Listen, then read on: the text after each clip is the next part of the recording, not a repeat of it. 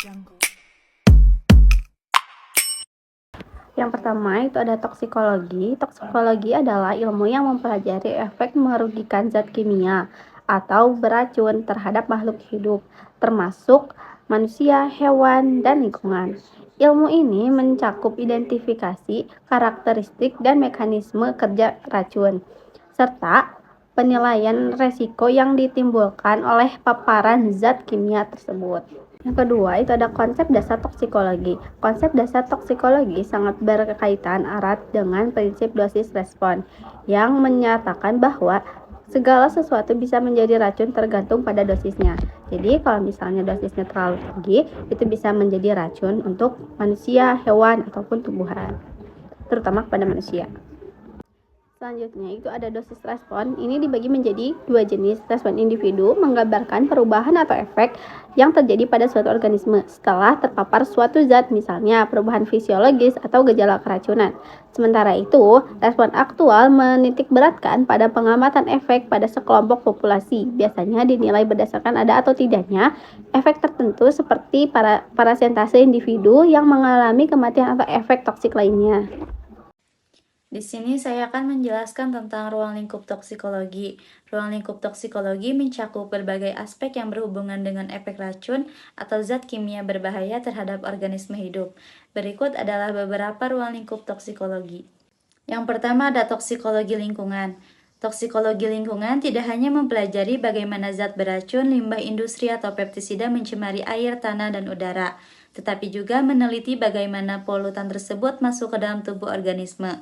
Pada intinya, toksikologi lingkungan menganalisis cara zat berbahaya menyebar di alam, bagaimana zat tersebut mempengaruhi kesehatan tumbuhan, hewan, dan manusia, serta bagaimana akumulasinya dapat berlangsung di sepanjang rantai makanan. Yang kedua ada toksikologi industri. Toksikologi industri fokus pada 3 hal utama, yaitu mengidentifikasi risiko paparan, menyusun prosedur keselamatan kerja, dan mengembangkan regulasi yang ketat untuk melindungi pekerja dari efek racun bahan kimia. Nah, selanjutnya ada mekanisme-mekanisme kerja zat beracun.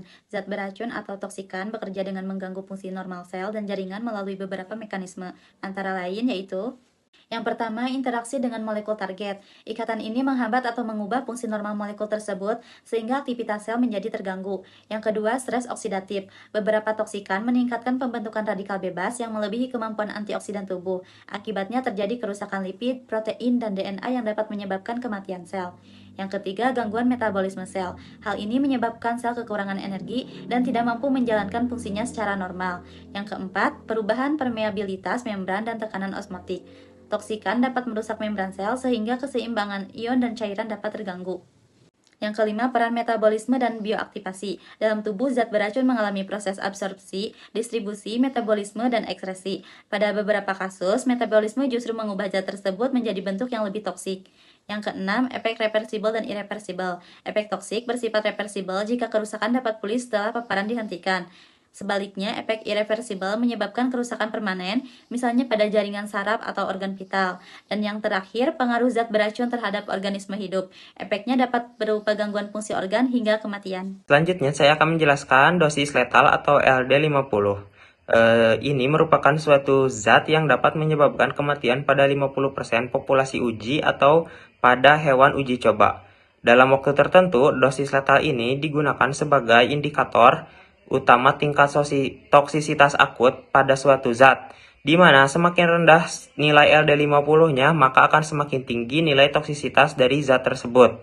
Dapat disimpulkan, LD50 ini merupakan parameter penting dalam toksikologi untuk menilai tingkat bahaya dari suatu zat.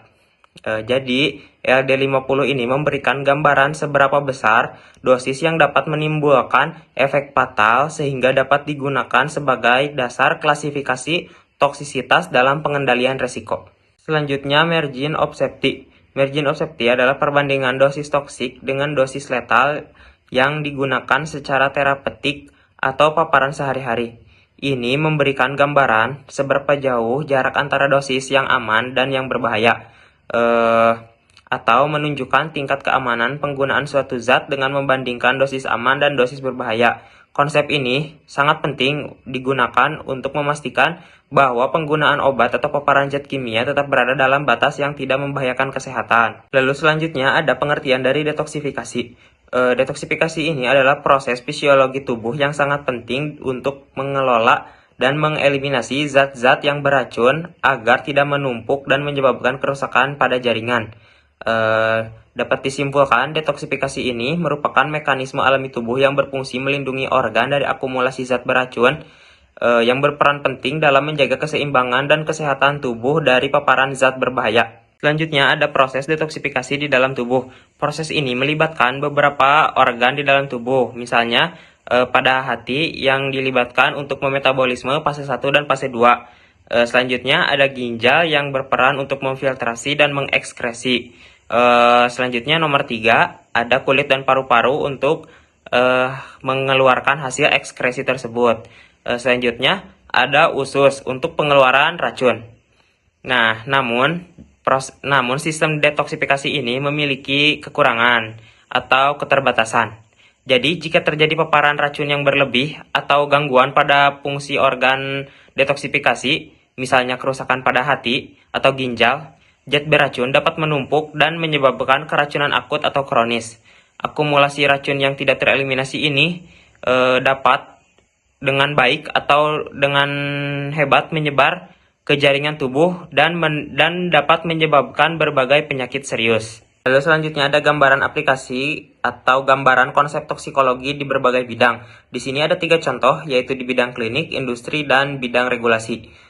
Pada bidang klinik, konsep ini digunakan untuk menentukan dosis obat yang aman bagi pasien.